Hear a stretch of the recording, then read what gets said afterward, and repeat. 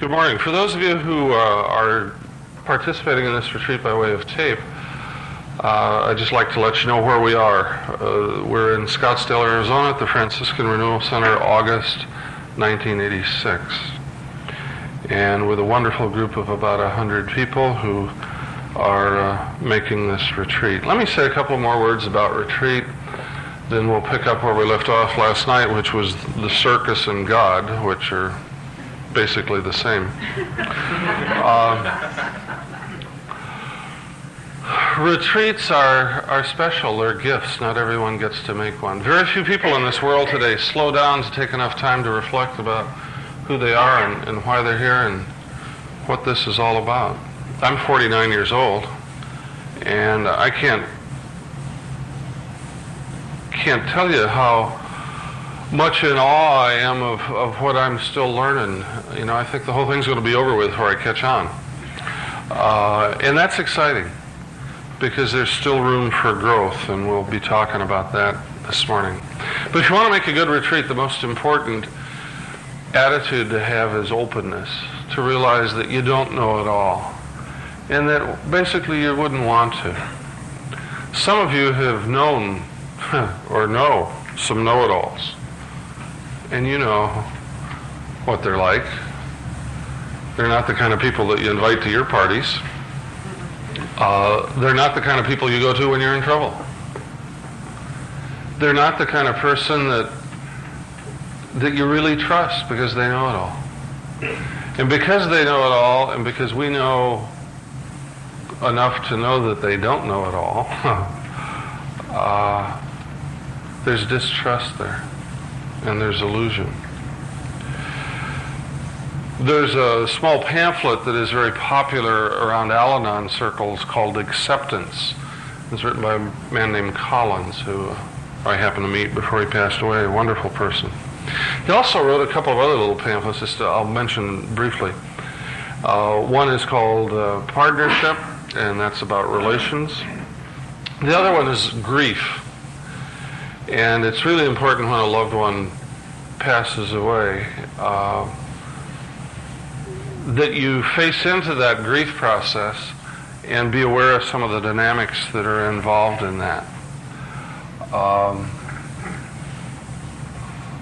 Grief is something you can't prepare for a whole lot, but you need to be present to when it goes on, because it's the new teacher, and it's the new class, and it's not the class that you had before, because the grief always relates to someone or something new. Alcoholics should be involved in grief early in their sobriety, because they're really grieving their best friend, alcohol. Some of you know my friend Father Terry Ritchie. He talks about his drinking behavior in this particular way, which I can't identify with completely. I identify with just a little bit. It didn't happen to me that much. And drinking patterns vary widely. But Terry claims that alcohol never really made him happy.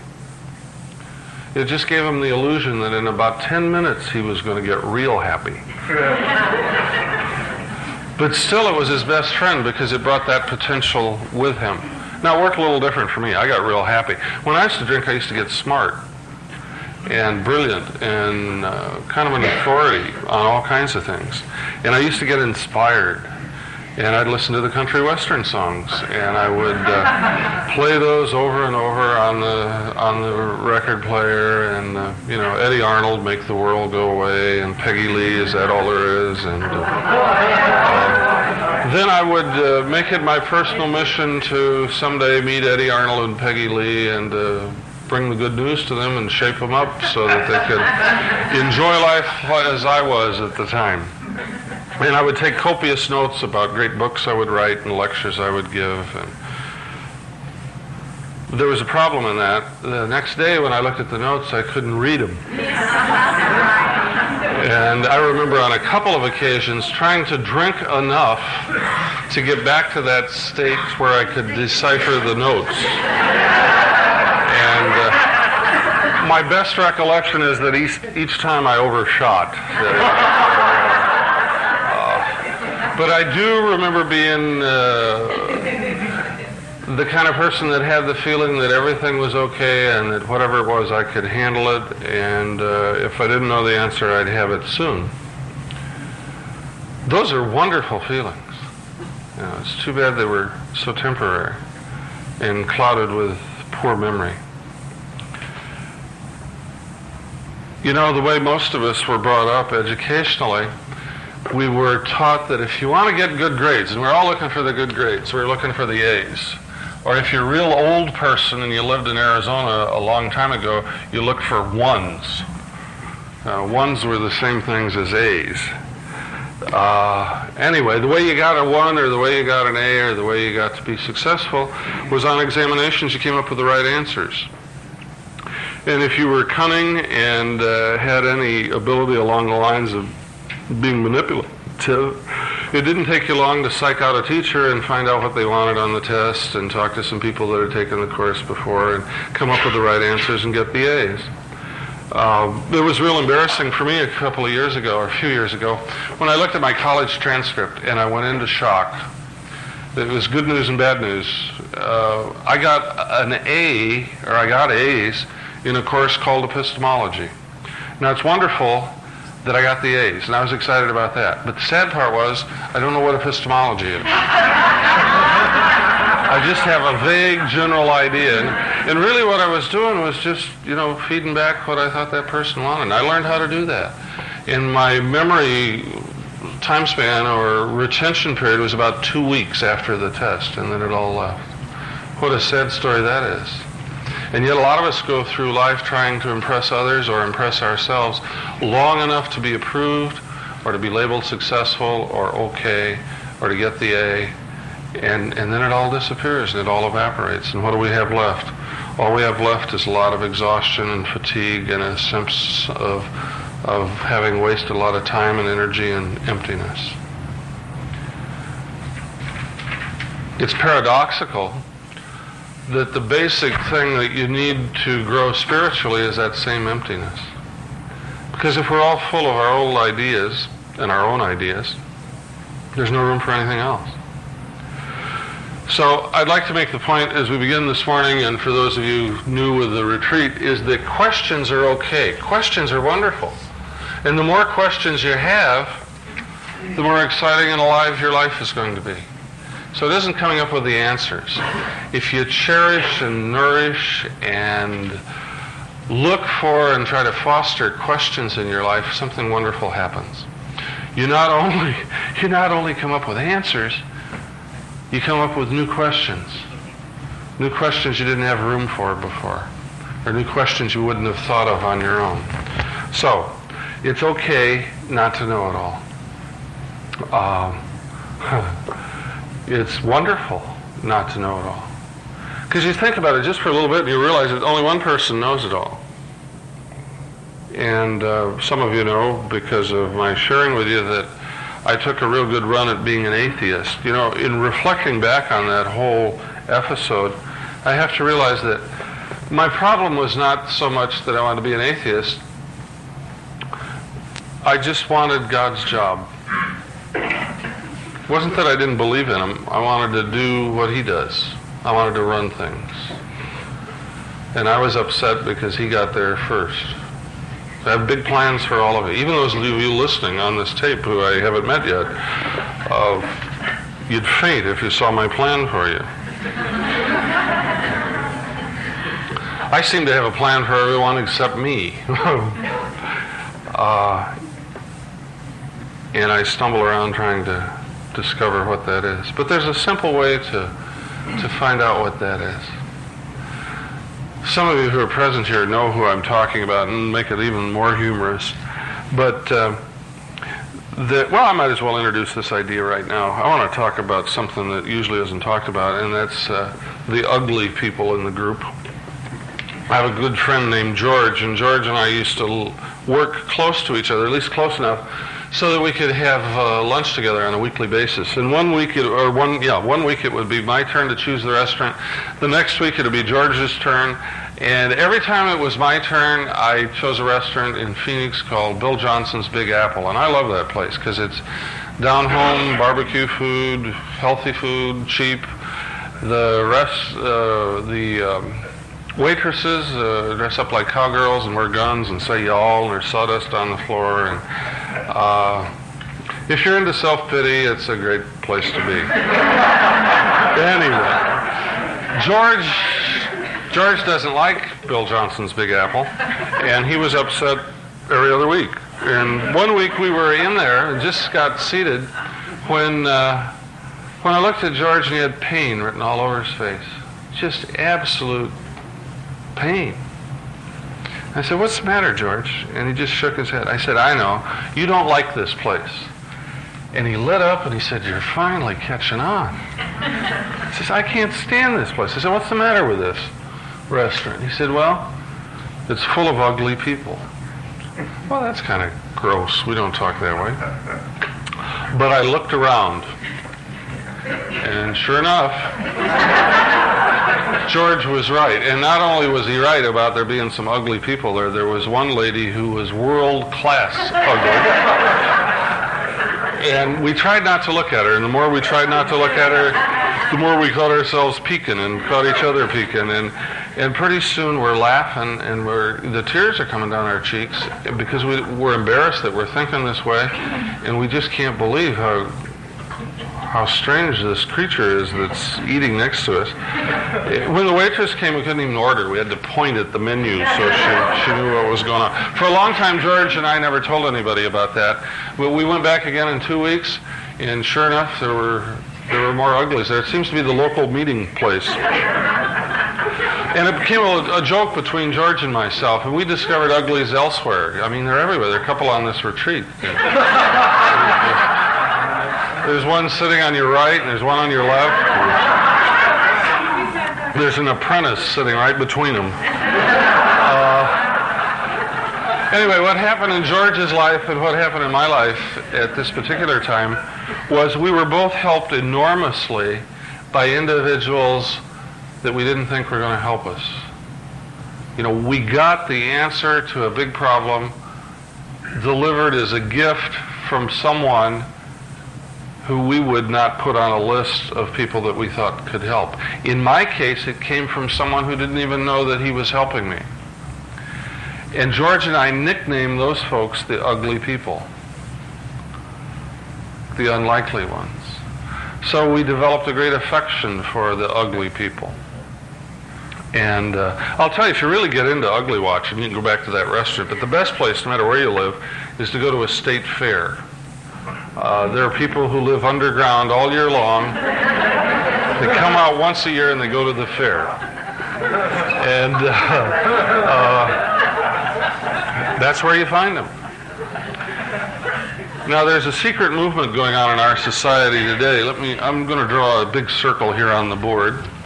And at the bottom of that circle, I'm going to draw a line, maybe including about 10 or 15 or 20% of that board. Included in that group of people, if the circle represents everybody on Earth or in our world or in our life, those people down on the bottom we'll just call the dregs. Those are alcoholics, those are drug addicts, those are gamblers, those are compulsively obsessive, nervous, fuss budget, pious, religious, fanatical kinds of strange people. We'll just call them the uglies. These are the folks you hope don't buy the house next door. Wonderful thing is happening today. A lot of them are getting over being that way. A lot of them don't have to drink anymore or overeat. A lot of them don't have to gamble compulsively. A lot of them don't have to use drugs. A lot of them who live with other ugly people don't have to let the other uglies ruin their life and rule it for them, which is usually what happens when you love someone like that.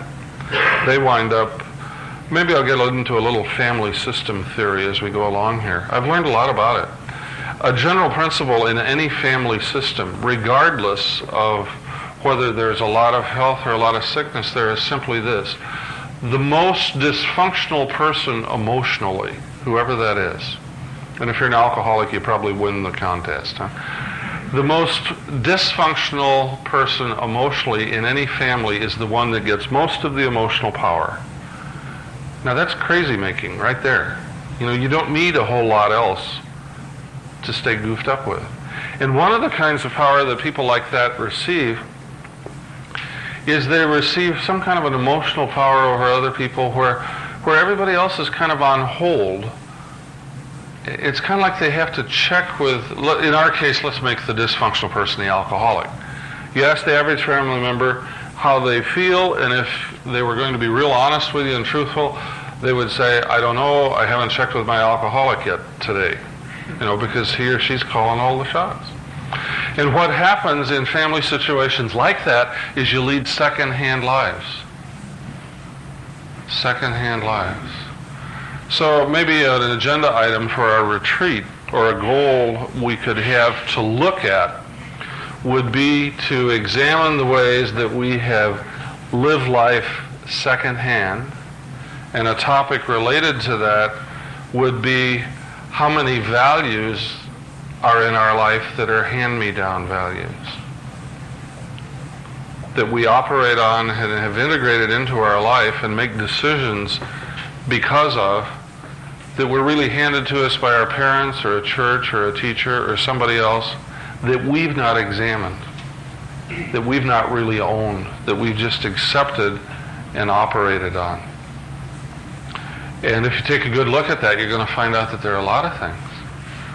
Maybe before the retreat's over, I'll find a little piece of literature about a fellow that talks about this wonderful time in his life when he suddenly discovered that he didn't like salad. And he realized that the reason he ate salad and ordered it at every meal because his father was some kind of a health nut. And it was expected. And his father had been dead for several years. And the guy was sitting in a restaurant and just ordered a salad, and he looked at it and he screamed at the waitress, take the damn thing away. He was liberated, He suddenly realized he didn't have to eat salad. So on the retreat, you could look for all the salad you've been accumulating over the years by way of old ideas or hand-me-down ideas. Now, the wonderful thing about these dregs or these ugly people is that they're everywhere. Everyone is ugly. We've talked about it a lot on retreats that I've given. And an amazing thing kind of came out of it. It's awkward to talk this way, and it's a sensitive subject. But some women are strikingly beautiful, and some men are very, very handsome. And there are some folks who just have a lot of sex appeal and charisma. And if you get those kinds of people sharing on a rather deep level, you find out that a whole lot of that, which a lot of us value a great deal, perhaps unwittingly, maybe by hand-me-down values, a lot of that is really imprisoning. It's a real trap. And it's real hard to know who your friends are. It's like being wealthy. You're never sure. I mean, if you're poor, you don't have any doubt about who's your friend or not. Okay. Well, if you're ugly, your friends are obvious too. And a couple of these real, I'll just say beautiful people have shared with me and with groups that I've been involved in what a trap that is. Now, there's nothing wrong with looking good and taking care of yourself and having some respect, and I'll promote all of that. But like anything that's beautiful or worthwhile, we can overdo it. And if all you become is some kind of charade or front or image and there's nothing behind it, you get lost. One of the greatest ways to get lost is to become an alcoholic, because you don't have a clue who you are. You've got several roles. And for those of you that blacked out, it even got more confusing, because someone walks in the room, you vaguely remember them, he says, my God, when I was with her, who was I? I think I was a bank president or a jet pilot, I don't know what. And that raises the stress level right away when you're trying to figure out who you are, right? And keep it all sorted out. It's okay if you can separate people and deal with one at a time, but if you get 3 or 4 of them together in the same place at the same time, you go crazy. Back to that little grief pamphlet. One of the things that was said there, and I quote it not accurately, but just give you the summary, is that grief isn't all that bad, because it helps you realize what you value and care about in life. And it says, show me the kind of man or the kind of woman that you go to when you're really in trouble, when you're hurting, when you need advice, when you look for wisdom. And when you look for that kind of person, you always find one trait in common. They've all suffered a lot. They all, in one way or another, have become painfully aware of their own ugliness. And they've faced it and dealt with it and accepted it. And one of the ways that they've done that is to realize that they don't know it all and that they really wouldn't want to. There's a wonderful cliche familiar to members of Al-Anon and also Alcoholics Anonymous. You hear it more around Al-Anon people, but it's let go and let God. And I'd like to add a thought to that cliche that has helped me a great deal, and that's let go and let God be God. Let God be God. He does a much better job than we do. I mean, we get too serious about it. And he has a sense of humor. You know, I can prove that to you. If you don't think God has a sense of humor, just look around. See what I mean? Now, the wonderful revolution that's going on that you and I are part of is that all over this country, and more so around the world, or less, but still to some degree around the world, these uglies, these dregs, the people who you hope don't move in next door, are not only getting over the dysfunction that's in their life. They're not only not overeating or gambling or behaving compulsively or drinking or drugging. They're getting spiritual. And the general public doesn't have a clue that that's going on. And they're getting spiritual in a wonderful kind of way. Most of you know that I'm a Catholic priest. And some of you wonder why. So do I, a lot. But it appears that a day at a time, that's what God has wanted me to be up to this point. And, you know, it's not all that bad. I enjoy it, and it's a privilege, and it has some problems associated with it too, but so is everything else. People feel sorry for me sometimes. Say, oh, that must be a hard life. I found a lot harder one. I know a tougher job description than being a priest, and that's to be a parent. And there are a lot of you who are parents. And I know something about your parenting. You know, you blew it. Nobody ever gets that one right. And even if you decide to have more children because you're getting better at it, the new kids don't know about those other rules, you know, and you have to, they just don't behave like the first ones did, so you have to start all over again. But life is like that. Life is full of problems and challenges and uncertainty. And it's wonderful that we can get together and share our weakness, strength, and hope. Because our experience really is a history or a catalog of our weakness in our lives. So wouldn't it be nice, and it already is because you participate in it, that we spend our time not so much at looking at the faults of ourselves or other people, but being aware of them and helping people get up and move on again. Because everyone in here makes mistakes, and we're going to make some more mistakes. I can give you some painful things to think about. A great discussion topic at a meeting would be, what will my next compulsion be? A lot of people say, good grief, there's enough pain thinking about the ones I got.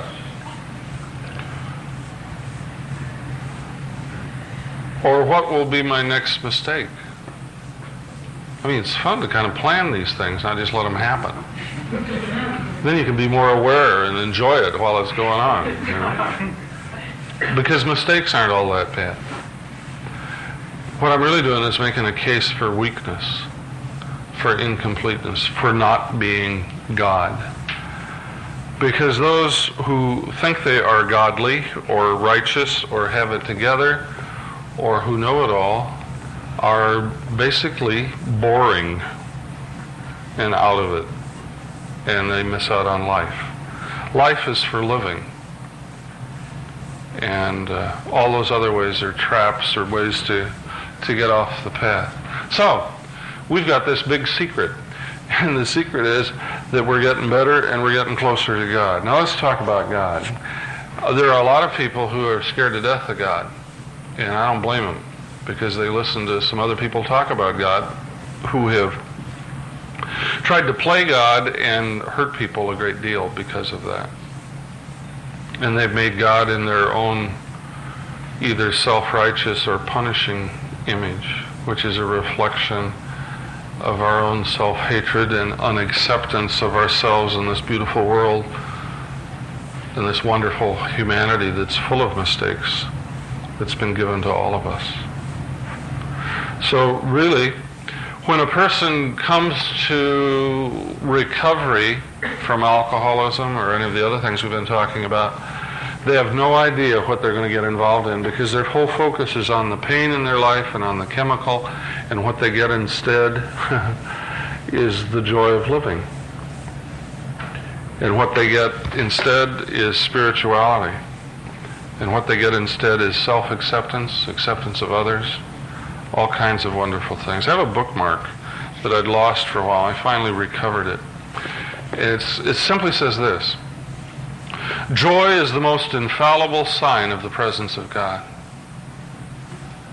I believe that. Joy is the most infallible sign of the presence of God. Joy is more than happiness. It's more than euphoria. It's more than a good feeling. Joy is an excitement and an enthusiasm and a positive outlook on life. And everything that alcoholism stands for tries to tear that down and erode and corrode and corrupt it. And it does that very well. But you and I live at a time when we know that alcoholism exists, that people who have that particular problem can not only recover or get over that problem, they seem to grow beyond it. And we have to in order to stay sober and to have any amount of serenity. And I like a lot of serenity. Serenity isn't the absence of conflict. It's being okay in the midst of it, whether there's conflict or not. To have an okayness and a confidence and a joy regardless of what's going on. And some of you have met people with a lot of problems who are joyful, joy-filled. And you know what I'm talking about. There's a man who a lot of you know who I'm very close to, who's dying right now. His name is Bill Eden. And I really get upset to watch Bill die this slow, painful, cancerous death. But I always get cheered up when I forget to be mad after a while, because he's able to give me something that I need, that I didn't know I needed until he gave it to me. And he hardly has any strength left, you know. But it's second nature with him now. He can communicate that. Had a wonderful experience. Now, I guess I was involved around program for a little while, and there was a brand new gal. She's about 30, 35, high-powered, bubbly. She's the typical hard-charging businesswoman who got things done, action-oriented. And she realized that the 12 steps involved in the AA and Al-Anon and programs like that deal with spirituality. So she thought that some of us who've been around for a while, or some of us who go to church a lot, had a head start. And there'd been no background in her life that she could connect with that. She'd never been in a church. She didn't know anybody in her family who'd ever been in a church. That was her idea of where you got spirituality. So she was hungry, and she would just pester you, and she'd ask you all kinds of questions that were embarrassing, that nobody else had the courage to ask.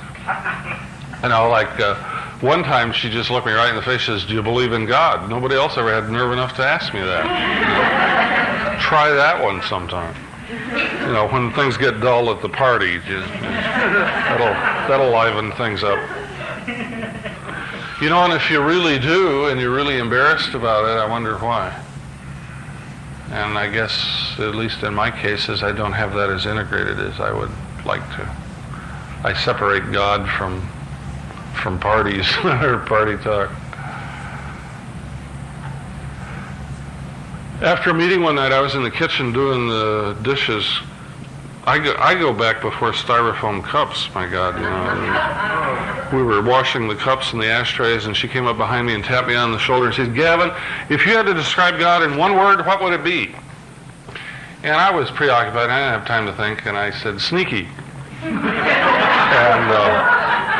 And And then this enormous wave of guilt hit me and almost knocked me over. To say a terrible thing like that. If I would have had time, I would have said loving or compassionate or forgiving, or had a lot of time, I'd say omnipotent or some philosophical thing like that. But I didn't have time, and I just kind of responded spontaneously from my gut, and I said sneaky. And today, if you asked me to describe God in one word, I would say sneaky. Because I really believe that God is sneaky. And I say that not irreverently, I say that with a great deal of respect and affection. Perhaps in the Old Testament days, he sent angels to be his messengers. And he sent an elephant to get my attention. Now, that's real bizarre. But it got my attention. And it got me here, and it got me with you people, and it got me to recovery. I think God knows so much. My experience tells me this, not the theory that I heard from other people or read in books. That God has a way of getting your attention, and he's patient, but he will make himself known and present to all of us in ways that are irrefutably real. And they always happen when we're busy and preoccupied and don't have time. It's just like when people call for help. Have you noticed that? It's too bad we can't schedule 12-step calls ahead of time. You know. Then that gets back to the controlling part of us. You know, we'd like to schedule our crises. Order an orchestra with a lot of violins to accompany them, you know, if we had time. So that's really control again, and control is trying to play God, and control is the enemy of spontaneity, which is the joy, the basis of joyfulness. Sneaky. I really believe God's sneaky. Let me share something else now that you know that wheelbarrow story. And the punchline to that is get back in a wheelbarrow. You know, every now and then I get real screwed up, and I tell my friends, it's never been this bad before, and I don't know what to do. And usually they'll say, get back in a wheelbarrow. You know, trust what you believe in. And when you do that, things get wonderful. My mother passed away a year ago, and at that time she lived in Indiana. And I insisted on staying in her apartment the 2 nights that I was back there. And that horrified the relatives, because they are typical Indiana, let's not have any feelings around here type of middle America, conservative. My sister knows what she's doing 7 o'clock Tuesdays the rest of her life. You know, the whole thing is kind of like that. Anyway, they decided they weren't going to have an open casket or any kind of a big service or anything, and I blew that wide open, and because they didn't want to show any feelings. So we had all that, and they all cried and thought it was great, because it was wonderful. Nobody gave them permission to do that in a long time. But it was good for me to stay in that house or the apartment where my mother had lived, because I kept waking up and rummaging around and looking at things and all kinds of memories. But the second night it was a little tough, and for some reason I was having a hard time with it. And you know how much that wheelbarrow story means to me and how many times I've told it and the impact that that has on me, because I really have a character defect. Maybe you could describe it in 1 or 2 words, but let me use more words to describe it. What it really has to do with is I'd rather think about life and analyze it than live it. And like my friend Terry, who in the face of alcohol claims that it never made him happy, it gave him the illusion that in about 10 minutes he was going to be happy. I live my life this way.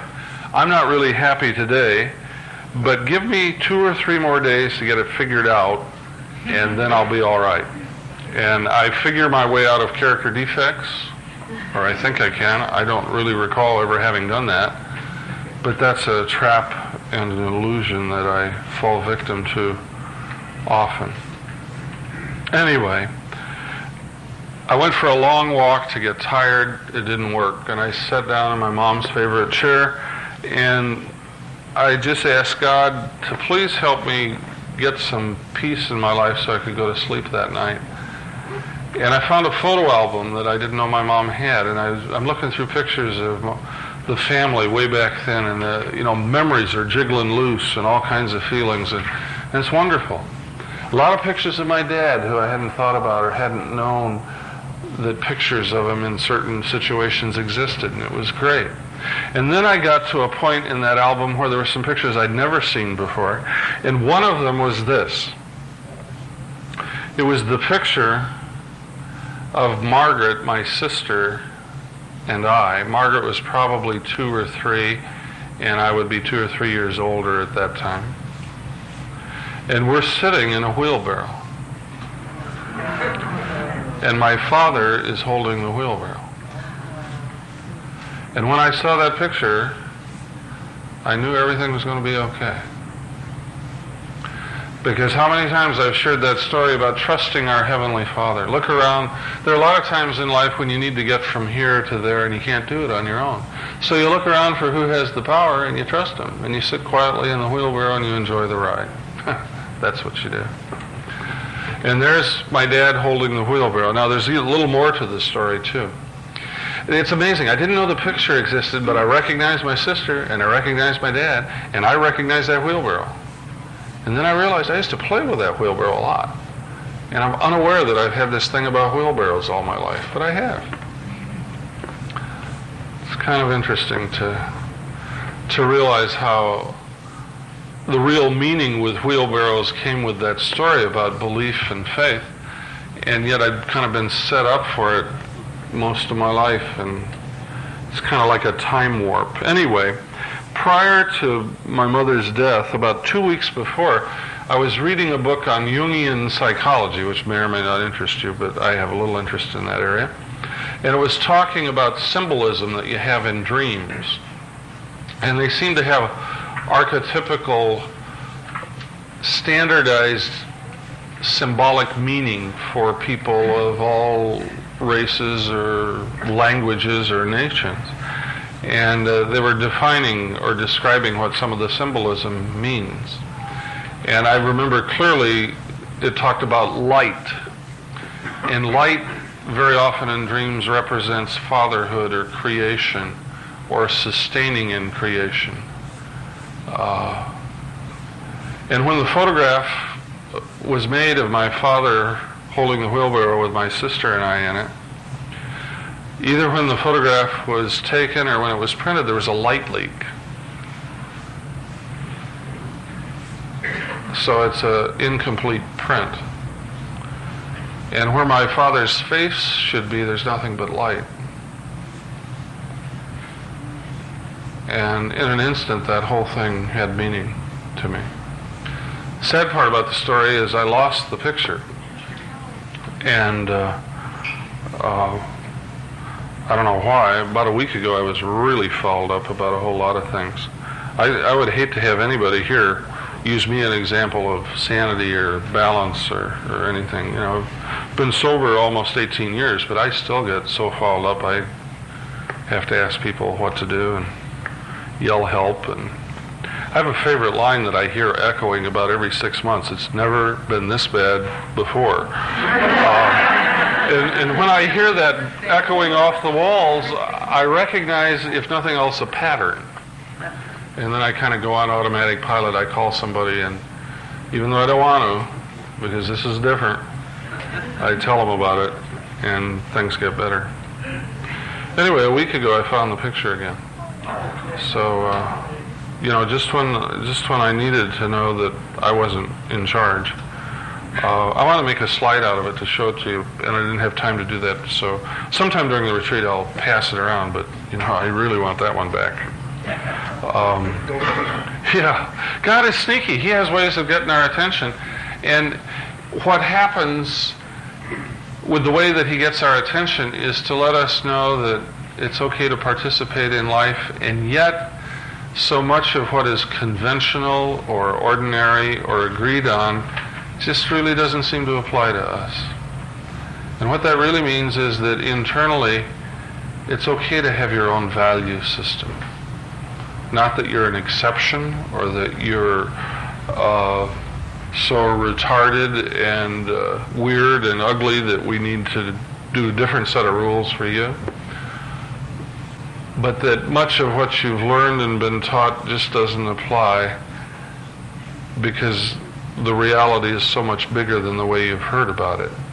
And what you do is you start internalizing some values and a morality in your own life that becomes very, very real and very personal. And it has meaning only to you, because I really believe that God reveals himself in small things. An example of that would be this wheelbarrow story. I usually don't like to read to people at any great length, but because you're interested in spirituality, there is one thing that I would like to share. And it's from a book called Prayers by Michael Quast. He says, if we only knew how to listen to God, we would hear him speaking to us, for God does speak. He speaks through his gospels.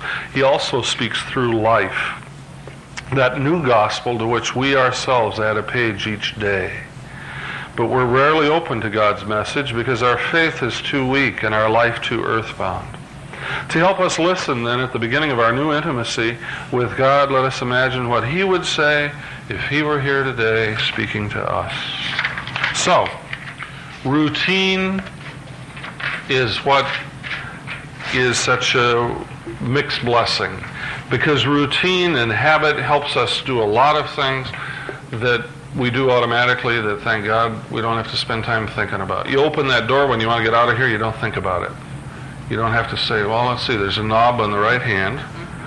I think what you do is you put your hand on that and turn it in a clockwise direction and then push it. You don't have to go through that whole thing. You just know how to do it and you do it. Thank God. But there's so many other things in our life that are really important that we'd like to reflect on and know about that become habitual, that shouldn't be that way. And the prime example of that is relationships. You know, whatever it is we value, once we have it, we take it for granted. We do it with spouses. How terrible.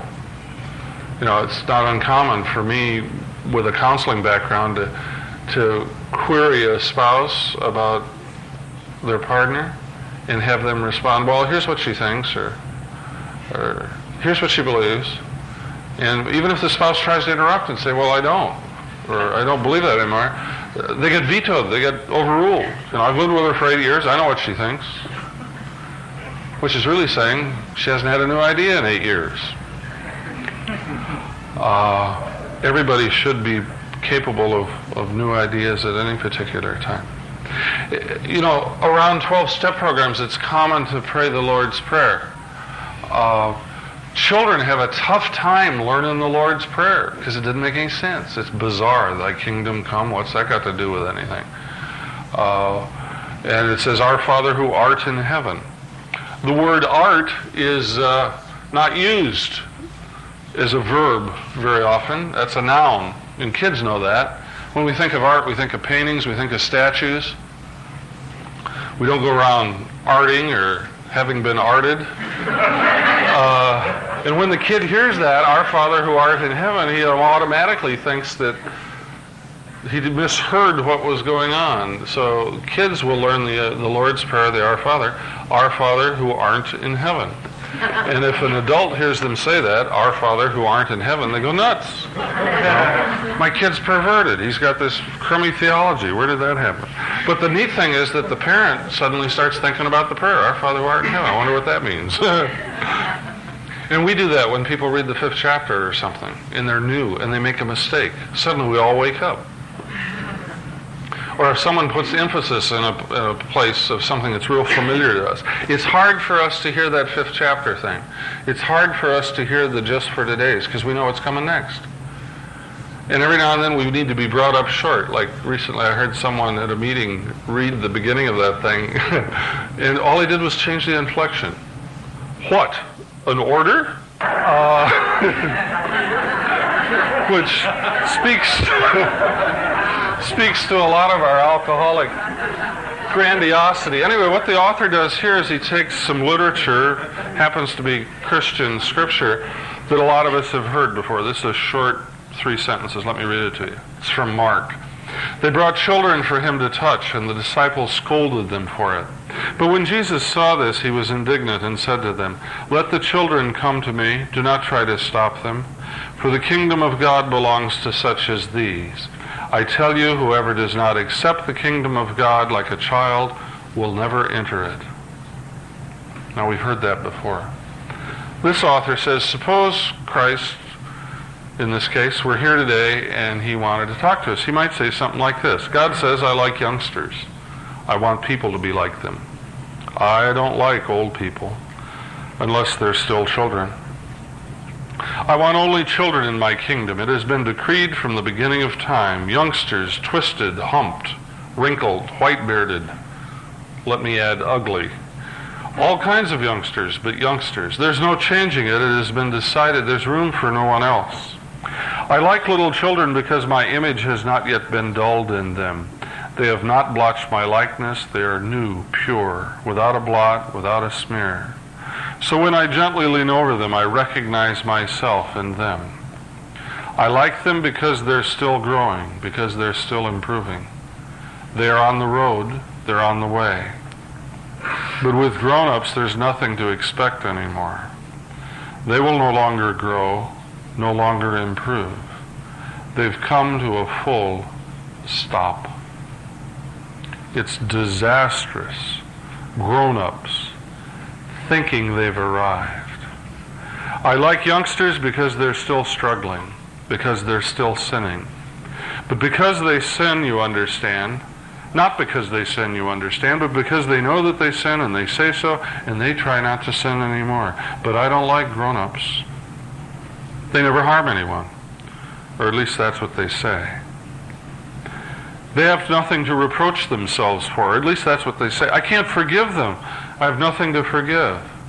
At least that's what they say. It's a pity, indeed a pity, because it is not true. Alleluia, alleluia. Open, all you little old men, all you little old women. It is I, your God, the eternal risen from the dead, coming to bring back the life of a child in you. Hurry, now is the time. I'm ready to give you again the beautiful face of a child, the beautiful eyes of a child. For I love youngsters, and I want everyone to be like them. Now, you paid attention to that one. When I was doing Mark, you all kind of nodded out like you were using something. And the reason is you've heard the Mark version before, but it's the same message. So, if your prayer life or your spirituality seems to be somewhat dull or boring, bring a little variety into it. Rephrase some of the prayers. Do something different. And then when you go back to the old way or the more familiar way, it'll have even more familiarity with you. Toward the end of my drinking, I went to a psychiatrist who I had a great deal of faith in. I used to send a lot of people to him. At that time, I didn't know I was an alcoholic. I just thought I was crazy. And I figured I was crazy because I kept doing things I didn't want to do. I kept getting better at it, or worse, however that goes.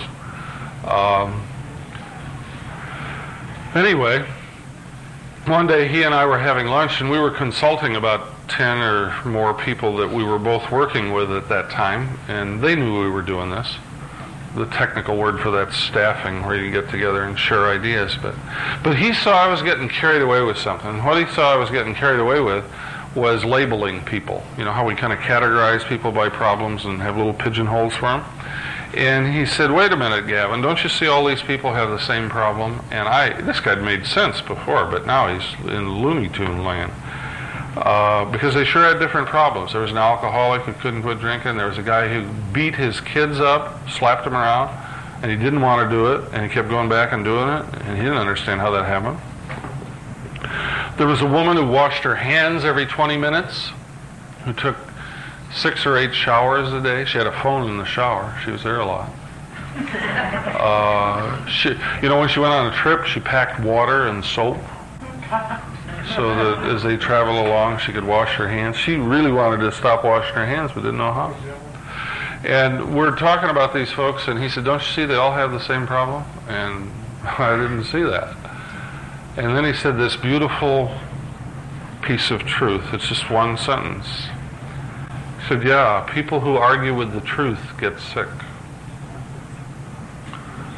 People who argue with the truth get sick. I believe that. Many of the ways that we get sick are just presenting symptoms of the way that we argue with the truth. And when I first started becoming aware of this, I took it very lightly, but there's a lot of truth in psychosomatic illnesses, which most of us kind of dismiss and laugh about and pass off because say, well, it's just in the person's head. That's not true. It's in their body too. It started in their head, but they're just as sick, or they're just as dysfunctional. So a good inventory question would be, how do I argue with the truth? How am I arguing with the truth today? A very painful inventory question for you right now, if you really want to be adults and pray for the courage, is what is it in my life that I am pretending not to know? That'll ruin your whole day right there. What am I pretending not to know? And boy, a lot of us get into a lot of that. Acceptance is an important part of the program. And basically what acceptance is not arguing with the truth. Let me give you an example of how to do that. Michael Quast, in that little piece of literature that I read and somewhat paraphrased as I did, is making the point that God loves youngsters. But doesn't have anything to do with age. You know, Ruth in the back she's older than God. But she's very much a youngster. And has been ever since I've known her, because she's open and enthusiastic, and she's interested in what's going on today, not replaying what happened yesterday or last week or 20 years ago. So it's being young in that age. Now, I'll tell you a way that most of you argue with the truth. And it's just a 3-letter word. It's called age. You brought one with you. And I don't know what your age is, but I know what mine is. I'm 49. And I'd like to be a lot younger in a lot of ways. When I was real young, I wanted to be older real quick. There's a great resentment for you. There was some time in your life when you had it just right and you didn't even notice. So, you know how old you are today. I don't, but you do. And however old that is, wouldn't it be great if you just accepted that and enjoyed it? And there are a lot of things that could have happened a long time ago that didn't, and that's okay because you have the opportunity to live your life now. I wouldn't want to be a teenager today. It was a lot easier when I did it. And there's some things I'd just soon not go through twice. You know, kids have some real tough choices today, and they don't have a whole lot of information to base their decisions on that's very objective or balanced. You know, I think I had a better chance than that. Wherever you are, be there. People who argue with the truth get sick. Let go and let God. I really believe God exists. I really believe He loves you. And He's given you life not just 49 years ago or however many years it's been, but He wants to give you life today. And if you accept it and embrace it and live life today, then wonderful things happen. Not the least of which is an awareness that there is a God who loves you, who sends angels or wheelbarrows or someone from central office or, God forbid, uglies that carry a message of meaning and healing and love. And you and I have access to that. We can invite it into our life. The more we empty ourselves of our old ideas, the more we stop arguing with the truth, the more that we're willing to share freely with each other.